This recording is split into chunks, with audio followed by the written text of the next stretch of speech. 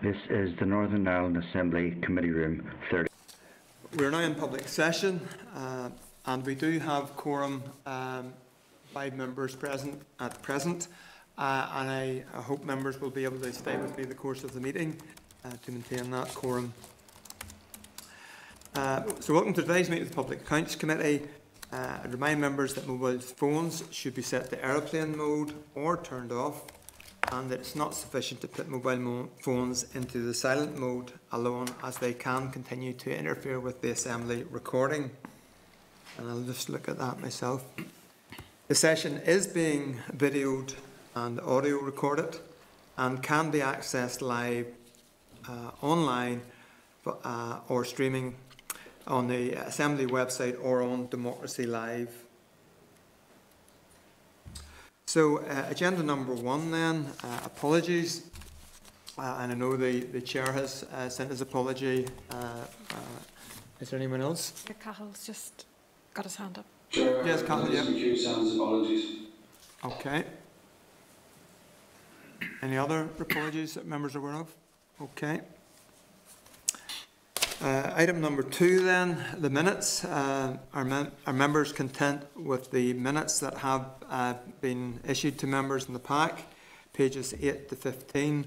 I know there's a typo over the spelling of Horizon Sure Start, and I've advised the clerk of that. Are members, other than that, content with the accuracy of the minutes? Someone proposed they be agreed? Everyone agreed? Agreed. Okay. Thank you. And I'll sign the minutes.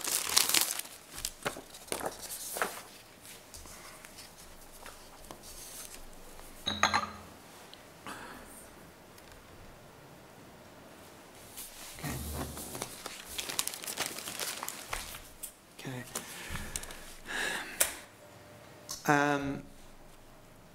Next item then is the declaration of members' interests. At each meeting, members are required to register relevant financial and other interests in the register of members' interests, and kind of remind members that we will be discussing during the course of the meeting the closing the gap report on our investigation into it. I myself would like to put on record my interest as a governor of Rodensdale School and as a committee member of Horizon Sure Start. Is there any other member? Yes, Andrew. Andrew, yeah, first. sorry. Thank you, Chair. Just declare as a member of the Board of Governors of Priory Integrated College in Holywood. Cahill. Member of the Board of Governors at Clay Primary School outside Keighley, Chair. Okay. Is there any other member have anything to declare? Okay. Agenda number 4 then, matters arising. Members, we have received an email from Dr. Purdy, and it's in your tabled pack at page 4, in which he thanks the committee for the warm welcome and for the support and for supporting the Fair Start report. Dr. Purdy has informed the committee that he will be suggesting to the Minister, Ms McElveen, a proposal for a future role for the expert panel in supporting the monitoring and evaluation of Fair Start. Members, are you content that that be noted then? Content? Content. Okay. Item number 5 then, correspondence, and you'll find that at pages 19 and 20 in your pack. And joining the meeting we have Mr. Kieran Donnelly, CB, or Controller and Auditor General, and Rodney Allen, the Chief Operating Officer, and Mr. Kyle Bingham, the Assembly Support Officer, who's joining us remotely.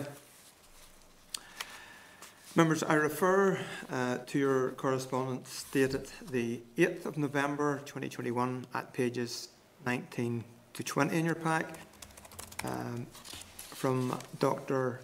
Mark Brown, the Accounting Officer of the Department of Education, regarding proposed schools for the PAC to visit as part of the Closing the Gap investigation into social deprivation and links to education attainment on our evidence session gathering.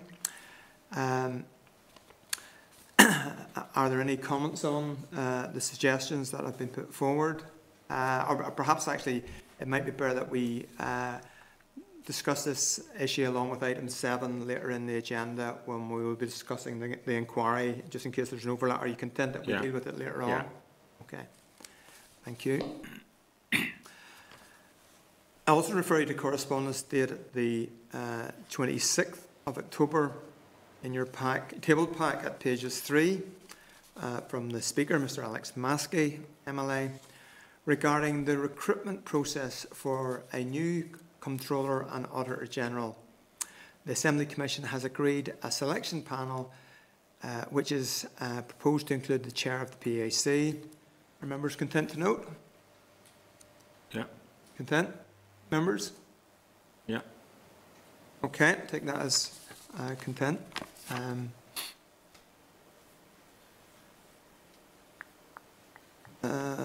A letter dated the 10th of November then, has now been issued to the Speaker acknowledging receipt of his letter and requesting any further details would be passed to the Chair.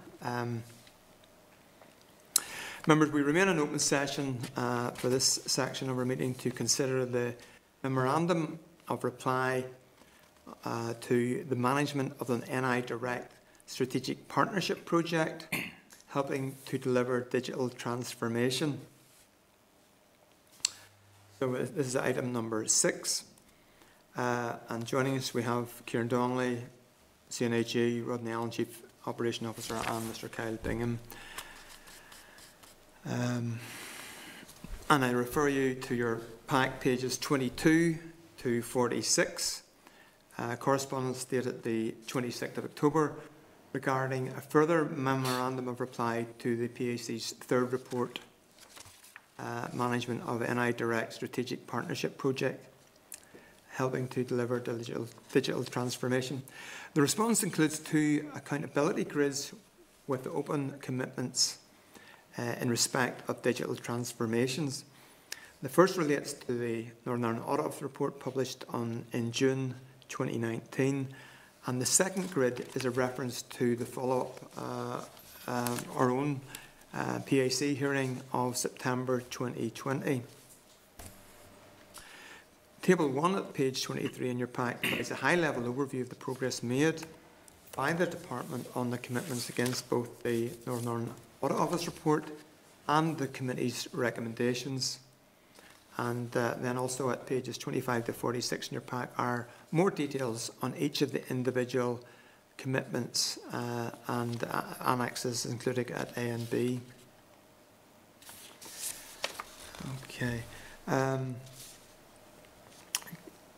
Table 1 highlights that 9 commitments are outstanding from the total of 28. Of those 9 outstanding commitments, the lead responsible officers have given assurance that 5 of them will be achieved by the end of the current financial year.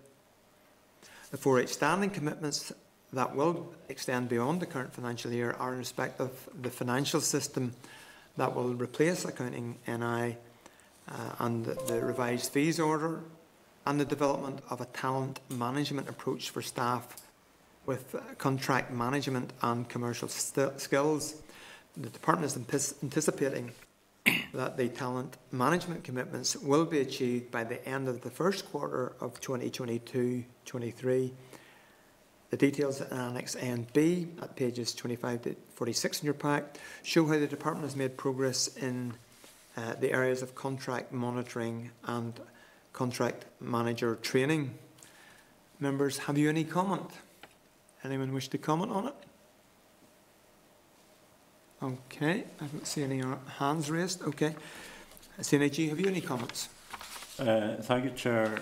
I think one general comment first. You'll see from those accountability grids that the Department is taking your recommendations and the Audit Office recommendations seriously. So there's quite a lot of detailed work in there. And that process is much better now than it used to be. That's just a general point. Now, there was some recommendations that were fairly fundamental in this one, around the basics and the fundamentals of just keeping an eye on big contracts. So I think they've sorted that out. But there's some of the longer term things to do with systems. It's going to take a while to do. But pass over to Rodney, who worked on this one, and he will have the detail. Thanks, Kieran. Chairman, members. Just a couple of thoughts to add to what Kieran's just said. I think I would say the department's been very transparent here in the depth of information that it has provided to the committee on these two reports, and very reassuring that it is taking the committee's recommendations and indeed the recommendations of the Audit Office clearly seriously. There's some read across to other areas that you've looked at in the likes of capacity and capability. So some of the things that struck me was progress on culture audit, work going on in the review of the heads of professions, commercial capability, and indeed work the department is doing on digital skill sets and some Northern Ireland specific needs that they have identified. Chairman, maybe just one area that members might be particularly, you'll recall this, the Landweb report, and to be fair, it's mentioned in the PERMSEC's covering letter, a further delay in the production of a new fees order. So this is an area where the department has been generating surpluses, and indeed our report to you was only up to 18-19, and the surplus in that year was 10 million. In the two subsequent years, there has been a further £8 and £6 million. And it is now indicated that it will be April 23 at the earliest before the fees order is in place. So, so there's still some excessive surpluses in there, which is a form of taxation in many respects. So it's just something I'm sure the committee will want to keep an eye on and make sure that fees order does come in. There was a separate correspondence, members would recall, back in September from the Permanent Secretary, explaining and referring to a study by University of Ulster indicating when would be the right time in light of the market and COVID, etc. But I just think it's a particular point that's noteworthy for the committee. That was the only comments I wish to make, Chairman. Can I just clarify what you said there? Did they pick up, they made £8 million profit one year and 6 the subsequent year, was that? Yeah, between 18-19 and 2021, Chairman, about £24 million surpluses. Okay, so even during some of the COVID period, so you know, even I'm assuming there'd be fewer transactions even occurring during that period. So clearly, would there be an expectation if we return to more normal situation that profit would increase then, even further? It may well have increased in the current period, because if you think that there's certainly the market indicators that the market has been very active during the COVID period, which may well have generated further fees, but that data is not available to us yet, Chairman. Members, anyone any comment on that? Okay, it just does strike me if they are continuing regularly to make profit that something does need adjusted, and they have built up a excess. Yeah. I think last year there might have been a bit of caution because, and the argument was volatility in the property market. But since the property market's only going one way at the minute, it's on an upward trajectory. So perhaps maybe they were just a little too cautious on this one. Okay. Okay.